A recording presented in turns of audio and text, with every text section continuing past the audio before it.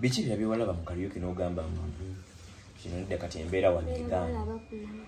Abakola batya? Ngabakunama. Nina nawe wali oyiza okuna. Nga beeyambula engoye. Abakola ki? Nga beeyambula batya? Nga bagenda onaaba nga baki? Bikini omumanyi?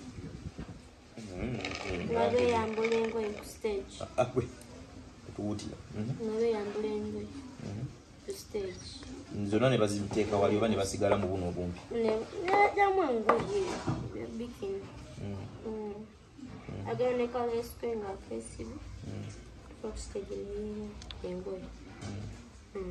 Nazimalako mubiri. N'abantu n'abalaga ennyamuga. Kati nga gwe nga nawe mwoli mulingo olaba. Nga manager yanzijayo. Nga ye kasita we namalokola. Ate gwe bino obimanyi otya Aisha. Saga olunyumiza emboozi ng'otulimba. Aye n'omanyi nti beeyambudde bazimazimu ate nga bakuggye bati abaakunyumizanga. Gamba nabeerangawo naye ndaba oluvannyuma kyalinga kitabuse ne baŋŋamba vaawo. Bikini kyekimansulo. Kyekimansulo. Nga ntuula mu katebe nakisusse. Nga bakuba amazzi n'enaaba. Abakola batya? Nga bakuba bayira abantu ebizzi. Ebizzi bajjanga n'ebizimbu cupa. Bajjanga n'ebizimbu cupa. Omusulo nga ajja nagwo mu kacupa nga ng'akufuka ku stage. Ng'agumansula bw'ati. Agukuba kuva eno mu Nyamuga nga baguyira abantu bw'ati. Nze Sonko Muhammad kyekitundu ekyokubiri tulina Aisha Beauty oba muyite Namuddu Aisha gemannya ge. Ono yeddira nkima akabiro gambye eki? Akabiro ka mukuukulu. Bingi naye katugenda mu kitundu ekyokubiri nga tunyumya ku ngozi Aisha ono twagala tumanye karaoke. Okukabasanya okuli mu karaoke kwe yayitamu byali bitya. Okulya okutambula amatumbi budde ebifaanaganako ng'ebyo okutamira n'okozesa ebiragalagala awo tugenda olunaku olwaleero. Aisha tudde emabega kati nnyo ojoyininga otya karaoke Aisha Beauty? Nali awo kandisanga wezango ye wamwe wajjajja oba ewajjajja. nali awo nankuba dansi emmotoka y'Abanamasaka ng'eyitawo. Wali olinyenya mu Kiwata kati Abanamasaka nga balina ebidongo bagenda balanga. Nga kuliko n'omukazi omuntu. Yali mumpi nga ggwe. Naye ng'oli asingako obuwanvu. Kati nnyo. Ate nga mukulu ne ku myaka akusingako. Seetula emboozi. Kati ne bajja ewajjajja ne bamusaba n'atugamba kweko kono muzukulu wo kole naye akunonyeze ku ssente. Kole naye akunonyeze ku ssente.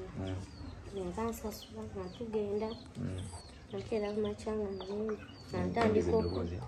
Natandika okukola nabo. Kati bakutwala wa bakutwala? Bantwaleyo nga tukolayo ku mwalo ennyanja wawa.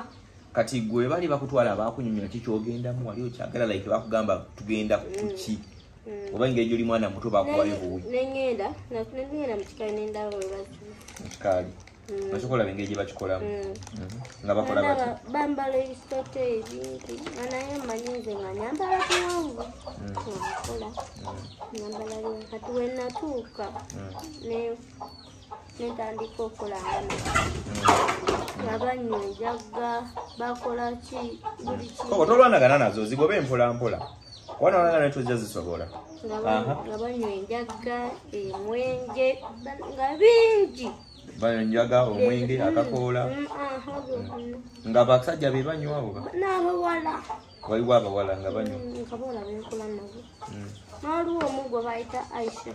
Kwano bwange. Kati bo banywa gwe nga tonywa. Mbadde nsaba emboozi eno tunyumye engeri unfiltered. Ngasinywa.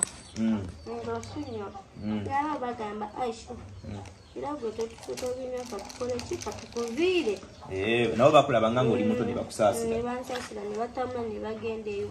Bibirabirako eyo nga banywa nga bakomawo. Nombeera nabo nga mikwano gyange nno ddala.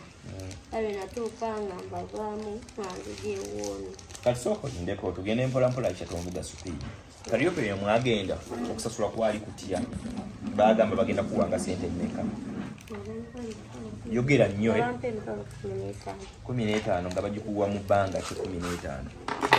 Nze nabagamba nze sobola isaawo nakuwa sisindikidde jjajja wange ssente. Kati 15 gyali gya mwezi nyanyumiza ebintu Aisha benyumiza. Kati ngani yali akuwaliwo omubosi era akusasula kwabo. Kitegeeza bwali mukolanga buli lunaku omwezi ogugwa nga bakwempera 15. Kitegeeza buli lunaku walinga okulira 5,500 buli show. Okulya n'ebirala ng'ani abikola? Okulya nga waliwo omukazi yali ventamu naye bosi wange nga yeyangulira ebyokulya. Oli omumpi? Waliwo omulala? Era namufuula nga maama wange abeera eno Masaka. Era naye anjagala nange mwagala. Ngangulira emmere, angulira engoye, ku ssente ze nga sizange. Yali akwagala ekitegeeza? Njagala nnyo. Era nga sisula mu luumu y'abawala. Nga nsula mu yiye. Kati kitegeeza ebiseera bwe walina emyaka emeka? Kuba kati ogambye olina 15. Kitegeeza wali mu 13, 14. Kuba ogambye wayiseewo omwaka mulamba bukyangu gy'oyininga karaoke. Nambeerawo. Bwe baatuuka ekiseera ne mugamba yaga ne mukwe negamba jjajja mmanyi we tuli ku isaidi za wano yangu nno neko ng'oli luddawo olwo? nga tuli awo Lwampanga. Lwampanga kiri luddawo? Kiri luweero? Kiri eyo Nakasongola. Nakasongola. Tuli mwalo Lwampanga. Nne tugenda jjajja nga ajjanga nonna yajjira nako ku piki nga nonna Jjajja walina enamba ye mutwe? Neera ogirina? Nagirabira. Ayina empya. Ayina mpya eri yagikyusa gye wali oyina gye wali omanya? Lwaki wagamba yajja kukime? Wali obikooye? Lwaki wabikoowa? Jjajja ne mugamba kati jjajja nkoze kikozeeko kyenkoze nti. Anti lwaki wabikoowa? Ate mu kugenda bakutwala oyagala? Ndaba bintu bye bakola si birungi. Anti nga biki? Tunyumize ekintu nga bafuna ng'abalenzi bajja nga baŋŋamba Aisha fwe twagala gwe jangu nga baagala mpuba ntwale mu biyumba ebyo nga ŋŋaana. Abalenzi abajja? Boosi yakutwala yalinga afunye abalenzi bajja? Abalenzi bennyini be bajjanga nga bajja baŋŋamba Aisha tutwale mu biyumba twogereko nzina nga ŋŋaana. Aisha nga ŋŋaana nga like kyali kigendererwa kibaagala okola ki? Kali baagala kunkwata. Neŋŋaana nempitamu emikyo. Maneja wange najja. Era nga tanzikiriza nabeera n'abalenzi. Era mu kulinnya emmotoka nga situula mabega eri ku mitayimbwa. Emmotoka mwalinga zino eza biroole? Kati abamu batuliri mabega ku mitayimbwa. Nga okutuuza eno mu maaso baali batuyinza ovaayo n'ogwa. Ntuula eyo mu maaso paka etutuuka nga tuvaayo nga tufuna luumu tubeeramu tutuuka ekiro nga tukola era nga tukeera ku maaso nga batutikka nga tugenda ewalala. Naye karaoke batugamba baba ne ruumu emu bamugenze kukola bamuli wabweru bawuwa muweebako omulimu gw'omwo mwenna. Ate kugamba waliwo omukyala yakujjanga nga ye yafuna oba ekiseera kyatuuka embeera n'ekyuka waawo naye kati ye n'atwalanga muwala we era nga mpita na mwana we nga nange mita maama era ne kati saawa zino era yanjagala nnyo nange mwaka. Biki bya byewalaba mu karaoke n'ogamba kino nedda kati embeera wano eganda nga bakunama era nawe wali oyinza okunama nga beeyambula engoye nga bakola ki nga beeyambula batya nga bagenda onaaba nga omanyi olaba Aisha emboozi gye tunyumyamu tugenda gye uploadinga ninyagala tunyumiza emboozi nga bwetambula nga buli kimu bwe kiriba nga bwe wakirabanga tubaako kyotya people will not judge you naye nyagala omuntu alaba kinafuna ekyokuyiga omuntu alabe nti tulina kati bannaffe ababakono baffe bali ku byeyo yagenda okukola naye nga yali ku mwana wa myaka 15 tamanyi kyekigenda mu maaso omwana amugamba ndi dansa naye n'omwana byali mu birala okitegeera so tunyumize like omuntu asobola okuvisualize nga waliwo n'abantu abamu abatamanyi kintu kyonyumyako so basobola okukitegeera.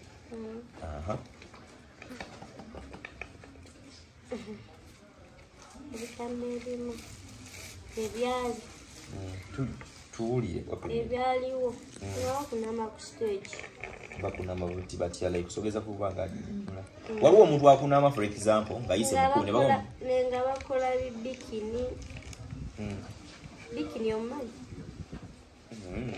nga beeyambula engoye ku stage tuwutira nga beeyambula engoye stage. Zona ne baziteeka wali oba ne basigala mu buno obumpi. Jamu engoye bikini. Agane kale spenga festival. Stage ni engoye. Nazimala ku mubiri. N'abantu n'abalaga enyamuga. Kati nga gwe nga nawe mwoli mulingo olaba.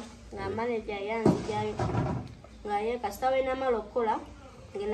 Ate gwe bino obimanyi otya Aisha saga olunyumize emboozi ng'otulimba aye nomanyi kati beyamu tebazimazemu ate nga bakuggye bati abakunyumizanga gamba nabeerangawo naye ndaba oluvannyuma kyalinga kitabuse ne baŋŋamba vaawo tunyumize nga omanyi olaba linda katini nnyo linda katini naye olunyumize emboozi nti abantu abalaba emboozi eno balaba bagezi nnyo okusinga saagala bagambe tebanyumiza ebintu ng'obalimba okitegeera teri muntu agenda kujjajinga wadde okuneenya because wakirimu wakivaamu okitegeera kato tunyumiza apenera muntu laiko nange ntegeere kuba nange sirinanyi nange mbitegeere katonyumya ngo birimba boti nali awo ngasonga ntudde mu katebe ngamaze okukola kiyinza okukola ngamaliriza kastawe nakola ngamayimu zange ebbiri edansi bonga bakola dansi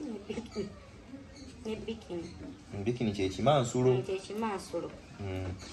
Nantula mu katebe nakisuse. Nyaba kuba amazi n'aba. Abakola batya? Nyaba kuba bayira abantu ebizi. Ebizi bajjanga n'ebizimbu cupa. Bajjanga n'ebizimbu cupa. Omusulo nga ajja nagwo mu kacupa nga nga kufuka ku stage. Baguma nsula wayi. Akukuba kuva eno mu Nyamuga baguyira abantu bwati. Nga abantu bakweka abaana nange manager yatuka ekiseera nange ngagamba kisuse kati Aisha teba kuyira amazzi kuvaawo kisuse nantwala mu lumu nebaka era netukera nkya netutambula wentu enamala kinalinjagala naye namala Kariuki nemukowa kati nnyo nga tunakuwa Kariuki tolina shonem gye bakutwalako ne bakugamba nti kati Aisha wano bikini inokola tilisi kale gwe nogana nenga bakugambye nti Aisha kati wano bikini gwe tugenda kola kimansulu nawe inokola gwe bakugambako kati ate waliwo shows ezimu ze nawulirako nga bagamba baleeta ab'ekimansulu nti awo omukaga bakola kimansulu babaleetawo abakaliuke n'ab'ekimansulu naye bakasoma batuuka nga buli ajja ku stage baagala akole kimansulu alabe ate embeera yo teyakutuukako okwo Aisha totulimba tebakugambako nti gwe weeyambule gwe ng'omuntu gwe kyogamba bakasoma gwe bakusaasiranga bakasoma batamidde basobola okusaasira Aisha nzakyanyambanga nze ngasijja nga tebatamidde gwe bakusooka nga okasoma tebanatamira ekyo kiddewo titunyumiza tugamba nti bankolako ne bwe bati kuba nze naliko mu kifo ekimu nga ngenze manyi nange njaga nnyo okulaba olinawo akaana kaali kajoyininze Kariuki kaali kasika kifusawo waggulu ne kajoyininga Kariuki nebikakola nga tebabitegeera naye oli akakwata n'akafuula bwati n'akagiragira bambi ne kagwako n'emirembe era waitawo ennaku nti ninnyo ne kabigana ne kagamba nembeera sejja gisobola kalina omulenzi yali akawaŋŋangusa nga yakabbeeswi ne badduka ne beeyongerayo okitegeera kalina oyinza otugamba nti siryerabira lunaku gundi twagenda mu kifo gundi omusajja oba nankwata lwampaka ng'ayagala oba nkola ekimasolo kunzijja mu ngoye oba like babawunsa ne bantaasa oba twagenda mu kifo gundi omusajja nayagala okunkwata okunkozesa emboozi eno gye tuginyumya nti like tuba twagala tufune ekyokuyiga n'abantu okumanya ki ekibeeyo they not judge you go waliyo ebyo yakolaki Ize asajja balira janga banyiga ku stage. Nga kunyiga. Omunyigo. Kati Aisha bakunyiga batyo omunyigo. Musajja akomeri gwo komeka boti. Nga kunyiga ati yanyiganga mutwe bwa. Ngakwata mu kiwato. Kiwato kikwata mu mikono gye gibaje tuko mu kiwato. Beda yali afukamira. Omusajja nga mukunyiga. Nga nyigo munyigo. Naye nga nabakwata lwampaka. No, ngana kusikeshe teme chikomeno gwe noyagala okissa. Ngawe tikane chambuka pokeno waggulu mu bina. Naye chanamba nateka nga kubaika. Nenga omusajja kukwatala mpaka abudde n'atamidde. N'ogamba ki kino. N'otuuka n'ovaako ku stage nga nnyimba zo teziweddeeyo. Ng'olya kitabuse. Nga kitabuse. Ne baziddamu ne bazikuba. Tebaddamu ne bampita n'ensirayo. Nga kumwomala ennyimba zo. Kumwomala ennyimba zo. Omusajja n'akomawo. Ne bajja n'abasajja babiri. ku stage ndiko ngoliko omwala omugwe ate ngolina kitundu kya mwato li mwala ibidde asajja bone bajanga bali babiri nga bawanvu ne bajja bagondi betukula nabo ne bajja babuuka ne bajja ne bantasa n'abagamba nedda kisusi okutaasa bali bakolaki nga bajje banyambeko babajjeko ku stage zenkole mpeeko mulundi gumu asajja ne babeerako abo ne batandika oyomba ne bakola ki tugyeko akawala tugyeko omwana muntu mukulu ne bagamba ono si muntu mukulu omwana muto mugamba edda twagala oyo yennyini gwe twagala kasi ekyo tugenda tujja bakuba netutuuka netunyuka nga bukyala kyose mwagenda kuko tebakubirayo okwo tewali we bakuba tebankuba ngudumu ate mpuli abaana abakulike bamanyi okwewala n'abamanyi okukola bitya bwe teri bakuwalana kuba mu hawusi oba eyo gye mugenzi okukola tebaga okola nnyo basinga nekisooka ze simanyi kufaana natuyinza obbanga tumanyi nga omuntu akusosonkereza omuntu nga yanyiiziza toeseera nentandika nga nange kinsuseeko nga nange kinsuseeko ng'omuntu kyali kikususeeko okwo nentuuka netandika obagamba muli bantu bakulu kyekisooka mulina n'abaana bakimuyomba ebintu ebisinga tubeereko obeereeko temuyomba oleze n'okwogera oluyaayo mubeereeko natemuyomba kati nebagamba Aisha gambeeko tutekuddamu kweyomba era paka wera ati enamala yokiwana nebandeetera wagundi nelinya ndyerabidde ono gye twakusanga wa Brian kale abantu baffe batulaba nze Sonko Muhammad tuli ne Aisha Beauty tugeza kulaba nga tutematema emboozi tuli mu kitundu kyakubiri atunyumiza time oba obulambo yayitamu nga ali mu karaoke omwaka mulamba bweddu oluvannyuma lw'okubanga bw'atunyumiriza mu bigambo by'okusinziira ku ye nti bwe yali ng'ali ne bazadde b'embeera tukanekalubamu n'asalawo abeere ng'ataajoyininga karaoke eraba mu kima waka famire n'emuwaayo n'agenda ntakuba ate ng'ayiiya obulamu bweyongera mu maaso ku myaka 14 yali yamaze okuba nga atandise struggle y'okuba nti yeebeezawo ye ng'omuntu Aisha ono ze era namusanga mu karaoke naye ndaba nga alabika nga atasaanidde kuba mu karaoke ate nga naye yali aneetaaga okusinga li yeetaaga nnyo bakatiko naye ze yali tamanyi nnyo bati oluvannyuma nange nantegeera namanya nti bakatiko nze abadde abeera nabo nayagala okukola ebya content by that time yafuna chance nti Rashida yali amaze okubanga yekyanzeemu yeyongeddeyo ne twagala tuzeewo Aisha Beauty so naafuna wuwe bwatyo mutambuza obulamu atunyumiza ku struggle eri mu karaoke ebitamiiza okunama okujjamu engoye ebimansulo n'ebirala byonna bye yalabanga ebyamutuusibwako ebimu byatugamba nebyasidikiddeyo ng'omuntu yemu alabika ng'agaanye okubyogera n'ebirala kati Aisha ojja okya okuyingira Kampala kuba eno ye Kampala walezeeko Kampala ng'obudde ku luno lwoze tukulabe ng'olina wano waggulu w'obadde Nansana okay ewajjajja naye tewali walala okay kati eno ojjayo otya oyingira ojja otukumumba oyogere nali awo wasenga emijeera wasengawo asajja kati nasindika abawala ani asindika oyo gundi ani Brian asindika abakyo kabala bagamba nkola kimba amanyi twakolakoko nabo yali ani nani waliwo omuwala erinnya ndyerabidde linyiza ebbanga lyembe nga sibalaba nga bajja omwagole bayita Marina wali omumanyi Marina okay tugende maaso nga bajja ali nsenga ng'ali ku woteeri ye nga tufumba nelinjoza nabintu tumuke tugirewa so wabeeranga emijeera olinga okola nesenga mu woteeri kali mu woteeri gwe gwesinga kukolamu ki ennyo ngandeera amuyambako ebimu nga bikya nti binyambako okoza ebintu okugenda okuleta ebintu okuweereza bakasitoma bayita okubakuweereza okuweereza yeye yeweereza waliwo obukozi omu aze siweereza era nga nkwata mwana nga tumusiga nga tubeera mu kiranda nga twabafire nga tuddayo ewaka ng'omuleza ku bintu weebityo kati abawala nga bajje wasenga basaba senga abanga bambimba manyi nga mugamba batasenga senga namudde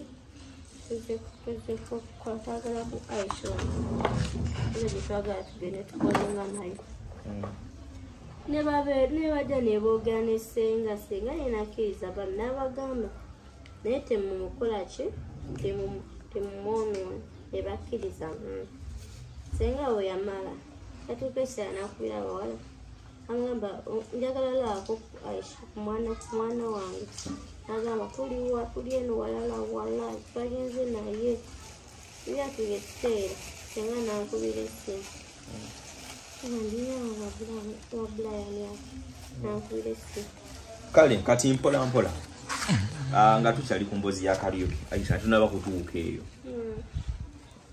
mu karaoke muno gwe ebbanga likumalamu omwaka mulamba tewafunako ku boyfriend yenna aba muntu yenna kukwana twagambye emboozi tunyina y'amazima tetwagala abantu batujajinge okitegera ne tunyumya ebiri past because kati wano oli protected oli buli kimu kikusanga awo oli bwezigamba nti olina kyotafuna wano kuba oba osevinga ne sente Aisha nga tokola naye ng'obeera wano waka naye ng'osevinga kitegeeza at least wabawo akatintinya kakamita keeyongerako kati ebbanga lyewamala ng'oli mu karaoke tewafunako ku mulenzi yenna kukwana waliwo omulenzi yalutanga full stop mulenzi oba musajja full stop ali myaka ng'emeka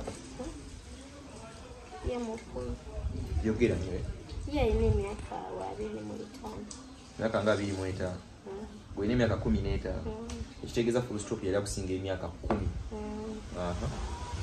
mwekwana mutya kwana atya tunyumize kati nali awo ewa nali luweewo kati toli wala nnyo olira nali luweera nga bajja yajanera namuduka muno omupeno tebayita sayimu njajja sayimu yasooka kungamba no waliwo naakwaga waliwo akola ki nkwakwagala bwenatuuka omutima nenekanga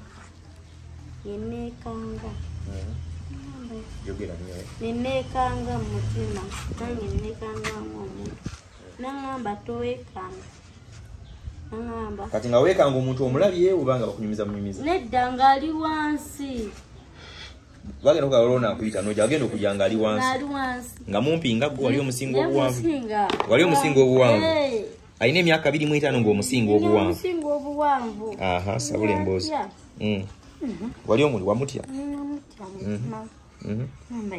nangamba nkwagala njagala obeere mukazi wange nga nze nzekka akwagala tewali bavuka katono mwali luddawo tuli awo luweera mu hausi ya karaoke gye walimu nga tonajja eno Kampala yatutandika mbeera naye nga mwekwana nga kwana nga kuba ebigambo ng'okkiriza gwe abanyumyanyumya nga nti yankwana bw'ati ng'okkiriza kati wava ku kyokkirize nga tewasooka ku muti wali omuvubuka nga mulungi Aisha tomuvuga speed njagala onyumiza emboozi mpolampola nga n'ebigambo obyatula nga tubere nga twewulira bulungi nankwana nga nange nzikiriza wenamala okukkiriza wewaliwo ekiseera wekyatuuka bazadde bange ne bayomba nga bayombera ki kwoyo omulenzi bamugamba okola otya nowasa omwana waffe nga kyali muto owasa otya omwana waffe nga kyali muto gira mpolampola amazigo ye bayongerayo eri sagala mbozi yayikyayingira mu kantu gonna nga bagamba ti owasa otya omwana waffe nga kyali muto nga banyombesa oyo full stop kuwasa yali yakuwasa n'akutwala ewuwe yali newuwe enajja yali apangisa akayumba so wali tokyabeera mu hausi ng'obeera naye ambeera naye kyotulimba Aisha kubanga full stop omulabye ku nga talina nawe abeera nga bikaseera kubeera n'amasimu ayagala kujja eno alina gye yali apangisa ennyumba ze za sente mekerewe yali apangisa mitwalo 3 nga alina n'ebintu mu nnyumba neyinamu nga kinaki Era mu faliso no misipiki bibina mu nyumba. Saluni embozi. Kati wena mani ngamba. Abazali bone bayomba lwaki oliso mwana afenga muto. Ni bayombira. Ne bayomba yena akola ki? Yena akola ki? Nata. Yena ayagala omuntu n'ayagalira ddala okunjagala. Ntukangasi ayagala. Otuka n'omukowa. Omukowa ate we yadda namusanga woono omusajja. Omusajja. Aisha leka tuli. Aisha temwajja mwina ne full stop okubiri okujja eno. Nedda. Zena janzeka. Full stop omusanga already wali mu Brian. Gwe nojja weka wamusanga busanze. Oba full stop yatuma abantu bali bagende bakukimya basenga awo. Kuba n'amagezi ago woberedde wano yagakozesaako n'atuma abantu simanyi bakukime. Ogende nga agenza okukola ngera agala kubba akongereyo n'embigwamu. Ye yali alowooza okyakola karaoke. Simanyi tujja mu Aisha emitwalo ebiri ajja wano akole karaoke. Nembagamba Aisha kati waliwo n'abalala abankubira essimu. Nebagamba twagala gokole ne full stop. Nnaku zino nembagamba nedda wase tutugera essimu baagijja wanti era gwabakulira because essimu gy'olina gwagirina. Yabakuba essimu. Kuba olina essimu nabawa essimu. Kati essimu baagijja. Njagala mukoleze mwenna gwe ne full stop. Nembagamba nedda nina bendi nabo ndi ne bakatiko. Omagala musobola okambaweko naye njagala nawooni ayogere nabo. Waliwo atukwata video amitake wayilaiki. Nga gwe mba njogera naye era yajja gwe mpa abantu betugogera nemmewera kisuko kuyogereko nono wakkiriza nga tolere. Era yajja nemmuwa omusajja n'akuuka essimu n'agijjako. Kati awulira eddoboozi ly'omusajja. N'agijjako. Oba yali full stop yennyini nga yeefudde omulala. N'agijjako. Wenamaani olaba naffe nenamba ne tugisangula paka nakatira taddamu nakuba. Era wendi wano eno Sonko era nkufulanga taata wange. Kati ndi taata. Ebalire ddala byonna byonkoledde. Naye kyensaba wangalira ddala ku nsi. Kyenkoze nga sirina kyendala kinankoze. Ekigwe kyolaba ekyenjawulo kyenkoze nga like wamwe tewakifuna mu family. Kuba wanzija mu mbeera embi. Mbeera embi etya Aisha? Yakaliuki. Nga bano wono ogenda nakulya muwogo n'ogaa toli mu mbeera nnungi. Angambe kino ekigamba. Muwungulira kyenjagala. Ekimu okintuusaako. Sina kyenneetoma. Sina kyendala kyenaakoze. Tompaana buwanyi. Aisha wagala kummeeza amalala kiki? Era kyeguwe ndaba wano. Kiki oyinza okwogera n'ogamba nti nali nkuwadde kino Aisha? Era manager kuba yanteekamu session asiise enviiri ensala. Ekyokubiri manager era oteekawo akadde n'ongamba Aisha kwata ku ssente zino ogula ekyoyagala. Era n'essaawa zino era ssaawa z'okusuuluka era agenda kumpa ssente ngamba Aisha genda ogula ebyokusuulukirako.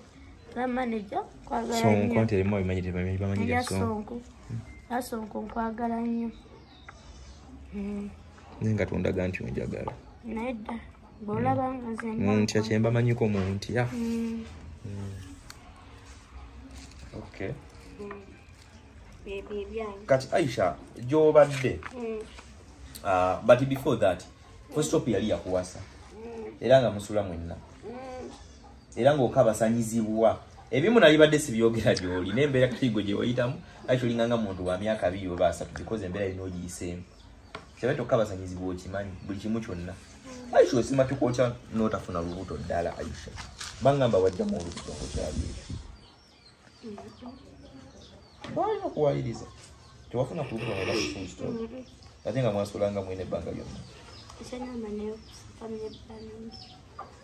Kaide simanyi obwogo. Gundi yalazeewa. Ze nkoze era gino zituleekaanire. Ajja abeere wano Kadale ali mu kisenge. Anagenze nkola ki? Owaayo?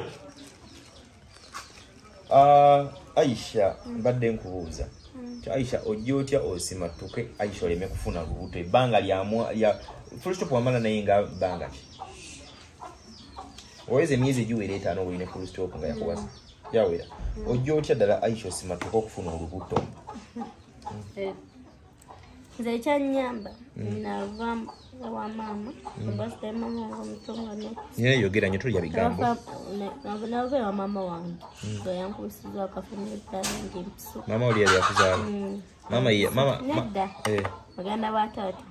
tata wangu omuto gwe yawasa n'akankubisa guno omukono era gugakupirako era ani akuwa amagezi g'okukubisa family planning mama wange oyo omuto oyo naga bagenda bakuwe family planning ava kucha kubye fese family planning ate by that time wali okyali waka yakula ngotandise okubukabuka n'abasajja ng'alaba babuka bajjanga batandika okunjagala nga bakwagala era n'amanya nti balina bye bakola n'amanya mpo balina bye bamukola era najja n'akankuba lwaki babikola nga wali ng'onoonya byakulya bakusuubizangayo kasente okukola ebibi eby'abantu fe abakulu kiki kyali kyekyakusendasenda nga Aisha n'okola ebintu ebifaanaganako ng'ebyo tonyumize omanyi nkubuuza nyagala ekitufuna ekyokuyiga kyali kiyinza tuga nti embeera yali bweti wantu walinako Naalongo yafuna obuto ku myaka 10 n'emeka wali yali Naalongo wange wano yafuna olubuto wali abalongo n'azaala abantu bamumanya abamu social media Naalongo yazaala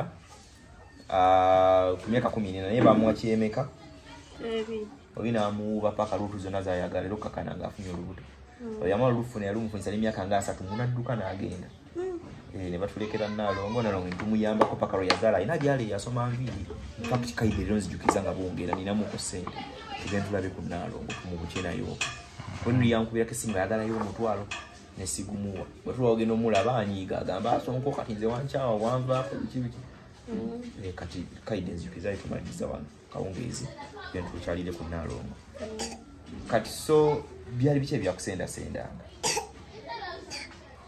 ebyansendasa abavubuka bajja nga batuma muganda wange omuwala nagamba aliwo akuyita ngamba muma muvubuka yange baleeta obuude yokulya ate bakusanga enjala ekuluma olusi nga tenuma kubanga twalidde dafene waffe mama ali mufumba emmere omuto afumba mmere genda kulya nabaleeta obukulya nga ndikwasa omuganda wange abeerawo abagobawo muganda wange omuwa nebankwata nebanza muganda bantwala mu bisenyi kyennimiro zaabwe bakujjanga wakane batwala mu kisenyi mama atuuka n'abuuza mukulu wammwe akola ki aliwo abaganda waliwo omulenzi yamututte eyo mu kisenyi amwaddeyo wano kukulya namutwala mu kisenyi kati ng'ekiri mu kisenyi ng'ekisenyi kiduduma Aisha nga mududumye kazi mama najja nze yasooka olaba mama biri mulenzi tannakulaki mulaba nga ni mama tannatulaba mama wuyaze sooka ombeeko mama wuyo kanasooka akuvaako abo omulenzi nadduka kyadduka embala agisibye nadduka kati gwe nosigala awo wansi oba naye nodduka obenji walinga mubiri nayita mbitooke wala mbitooke n'obulirayo so mama teyabalaba kati baba agenda okudde bwekka nga ndiwo ng'oli waka naye nga gwokimanyi obadde eri ng'oli mbuwoomi mama yatuuka n'akimanya muganda wange yabyogera naga nti abamutwala embitooke yamugamba ati olumama yamugamba mama aliwo omulenzi ajja waniwonga ayita Aisha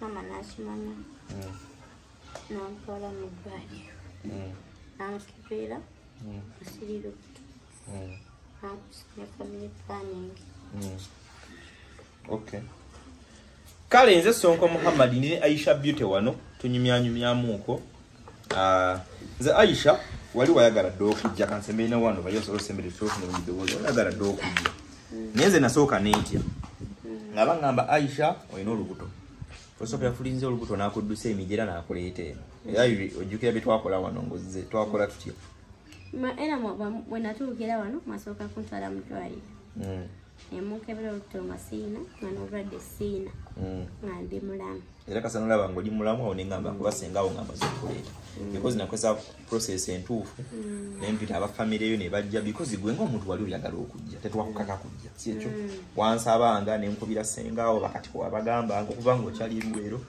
paka ate bwe nolaba nti Rashida takyaliwo ate nga wooli ate olina Beauty neŋŋamba katukusembeze ojje tulero tuyo obulamu nagenda uliza story kwa senga yajinyumiza nangamba omwana oyo abonye omwana akoze bwati omwana bamutwala mu kaliyoki omwana bamubba kujjajjawe omwana webityo ningamba tubanga tusolobera ne tuprotectinga then it is very possible to create to better na na wankubadde nafuna olutalo lungi nnyo noyo yali yakuwasa ne yali abeera nabo bagula olutalo lwa amaanyi bakwati batuka ku social media kicha nyamba nga balaba nti nze nkubbi nenga tenze ndabikanga yozi yali ataasa n'obulamu bwo omutwalize ewamu biki byejjukira ebirala mu kaliyoki byogamba nti kino kyanchunya mu kaliyoki nti kirina bayitako okolumu ekiro nga mutuddeko saawa 8 saawa 8 kiki kyali ki era mwali muva mu kaliyoki entambula yali ebuze sentambula olusi yabulanga ne mutula ku kuba nomwinde paka lwe munafuna board n'abaleeta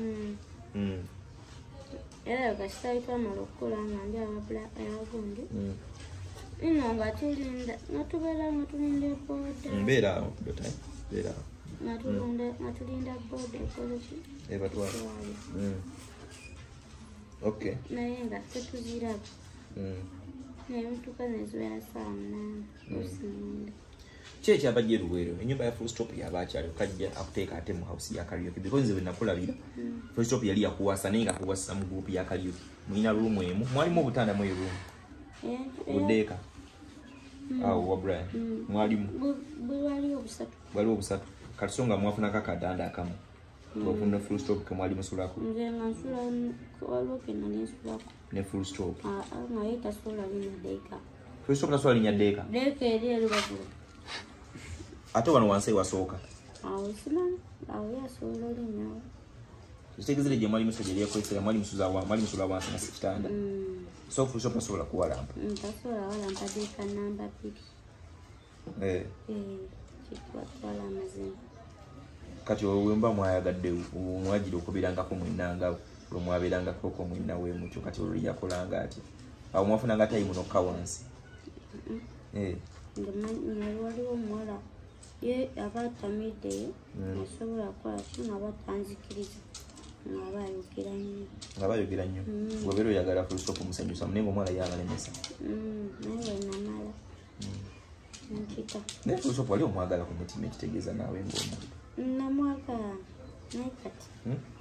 naye kati sikyamwagala ddala lwaki tokyamwagala ng'ojja newebiriza n'omukubira ku ssimu nakoma kati naye wali wakadde oli okyamukubira kasimu nakoma kati kuba twamusangako okeeyo naye yali ayogera bingi nengenda bali nemugamba yogera yebadde yogera biddemu yogere naye kweke manji w'ennyumba n'akola atya neŋŋamba bano gyali mumuyite yaaveeyo najja nga talina kyagamba ng'agamba ayagala kwetuga nabba mukazi we manyi biki agamba amafiina nnyamba Sonko yabba mukazi wange ng'agamba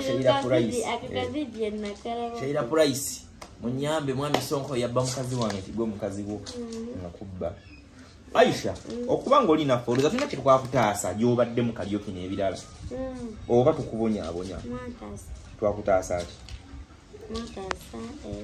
mpumuzika nnyo omutwe basobola okulaba kaidi mwataasa bingi nga kinaki mwataasa kubeeraawo ngabona abanempuwa enfuuwa ekiro efuita nga twomwami wali omulina ku bugulu tuyagala ebyo byogereko kale gireke daida Full Stop wana nebo ntoya kufuwanga ekyekyo tufuwanga tuba tukola okukola kaliyoki mukomawo kiro nsanga munana muba mukomawo mulina tukomawo kati neera nca ne mukeera kyanga mudda ng'owulira ofa soko ng'olina obeerawo noonya ku ssente naye kyanyamba nga mperezaako senga wange ssente zewakolanga mu kaliyoki so ssente kikyolaga mu kaliyoki ebbanga lyewabeera mu kaliyoki yawanka mulamba kikyogamba nakolamu kino mu ssente za kaliyoki zemakusulanga toyina lwaki zonna ssente walyanga ndi wenasooka obeera nali nga mpadde ajja wange sitatwalanga omutuno jajja naye kati owasenga wange ye abumusevingira era kyemmanyi naye ateerayooko kusa eri yagamba ali wakawezayo ssente mmeka mitwalo 6 mu mwaka mulamba lwokusevinga emitwalo 6 aisa ne kati yagala namukubirako mubuuzeeko yagala mubuuzeeko ajja kujja dya ndabiko senga Okay, nze Sonko Muhammad inda ko mubuza lwana jjo kulabako nyagala nga tuyina mu sente then tumuyite ajja kulabeko nga tuyina mu ko sente kuba tunatandika kola manyi ko nto omwe kyo wakagenda ko wa mwami Jolo twagende wa Jolo Jolo na ko chayo no siba akaviri nange kunayo ya akaviri kano katute sente meka wagenda nezike wano wakomye wafisa akomeka kuzike tewali aina ngene nyongere ekirala ekyebi aina basagana abamanja ino omutwalo mulala mulamba kale nze Sonko Muhammad ni Aisha Beauty ne twongere bajukiza nti oya gaitaka jamu Mjolo Property Consultants tuyina ettaka okuva ku milioni 1.2 kwana n'okweyongerayo ojja kubanga ate ofuna ettaka obulamu butambule bugende mu maaso beere newo nakuwana tuzina okuva ku milioni 3 ekweyongera namwe abagala ebyapa ettaka ebyapa weeriri bulungi nnyo nnyini ddala Aisha tuli naawe bukyama tandika bena tudanga mukola kaliyoki tonatandika kola lwaki ogamba nti wano balungi oba bulamu at least buli yadde ko kusinga ate wali okola buli lunaku nga bakuwamira akasente lwaki soka tobeera oba tukera ku macha n'okugamba yewe tugendako wano tugenda kutambula amane sera byaffe eby'eddembe oja kumala wundi nijja kumala wundi kati luli mwantwala gundi eri twagenda okuba ntebero eri gye twawuga bundi eri ntebe mu nyanja n'owuga wali owuzeeko twawuga ne Kadole angamba before nga tunagendawo emabegako walina gye wali ogenze kweyo n'owuga nagendanga twagendanga mu bidiba emijeera nakati so bali tuwugira nkoko mu nyanja ate swimming pool nayo bali tugenda nkoko mu swimming pool kakikiza tugende ku swimming pool yo gimanyi weefaanana ubaida newe wagirabi ufune time tugenda mu swimming pool owugemu ey'abakulu ebe ey'abato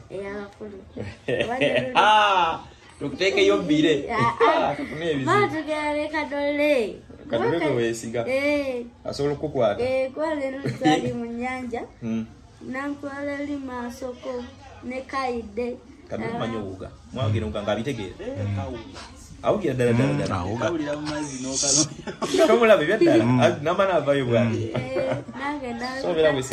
nange nakutanya nengenda nenvayo nga nkuteko n'amazzi anti mawanvu Kadole akola atolaika amazzi oba na experience egafulonti nako kiba nedda kasita ogera amazzi buli wika oba wewuka nze nga gagenda mu mbanzi kawansi ganywa munyo nedda dekaide tomutowe muba dekaide tagamanyi tagategera gwe wali ogategategeramu mwana nali ntambula nga gansuula ekigo nga sikitegeera nakankuba ekikadone nakwata ku mukono eye by the way tukutwaleko ne ku Jeniki olw'olusaniya tugenda kufuna time by the way tugendeko ku Jeniki restaurant olusaniya olumanyi olwaita olusaniya Rama Lusaniya Rama yabakwata mbonka tulina Jeniki restaurant ino Lusaniya tugenda kubira mugaga tugende yoko tugenda funa time tugende ku Rest Gardens experience nayo gifune ouge kyekirala kyewetaaga kyowulira kyoyagala because nyagala ovemu stress n'obwongo bwa kaliyoki bwonna budde ebbali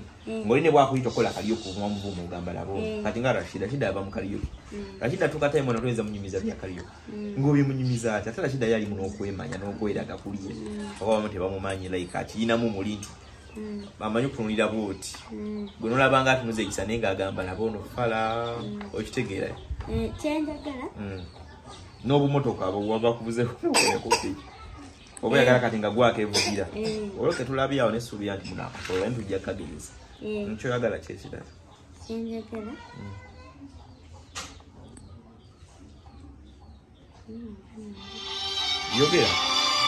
yogera wemba nkisobola nkikola emba sikisobola esinga okwagala natuzembaya engoye nyingi naye wali ojano walina engoye zaali mmeka ajanga nina engoye nnya ojo olina engoye nnya ate nga siira siziri zaakabi kati olina engoye mmeka mu bbanga lya wiiki 3 tugenda mu mwezi oba omwezi guwezi kati olina engoye mmeka ziri mmeka tozimanyi muwendo naye byonna bizze nga tuli wano kati n'ebirala bigenda kujja because olina okuba ne gomasi olina okuba ne sharia ebyakabi nno nga gomasi bw'ojambala batyamu zijja olina okuba ne sharia lwakuba simanyi baswawo mu irina tuguza naye olwo gye nakulabye nayo naagana nga tukozeseeyo olina obba nga olina akatambaala olina obba nga olina essuuti tugenda kutundusiza essuuti osobola okwambala ng'omukyalo wa office olina obba nga olina gomasi 2 essuuti 2 esharia 2 kyekimu ne kadone n'obba nga alina ebyo because tugenda kategenda mu muzannyo guli real tugenda muzannyo guli real era mwongeremu okukola temupowa mubeere bampisa akaze mukatambula nze mbabuulira mujja tuka ku national level okitegeera kale nze situine mu ddakiika mmeka ana musanvu tuli mu ddakiika 47 bantu bakabatulaba na musatu tulina Aisha Beauty atunyumizaamu kuba tutematema emboozi ya Aisha ono okulaba obulamu bwe tuli gye bubadde emabega bitambula bitya tugenda tandika okumubawa step by step mugenda mulaba ku TV ez'enjawulo kuba kati ntandise nze byo sinaba kutandika ne kati ndabikanga atandise mugenda kufiiringa omwana ono omukyalo ono then obulamu butambule bugende mu maaso kale nze Sonko Muhammad gye bantu komono kitundu kyaffe ekyokusatu n'emboozi eya Aisha Beauty ono biki tulabawa tugenda wa maaso ne plan zituyina endala kale assalamu alaikum wa rahmatullahi wa barakatuh.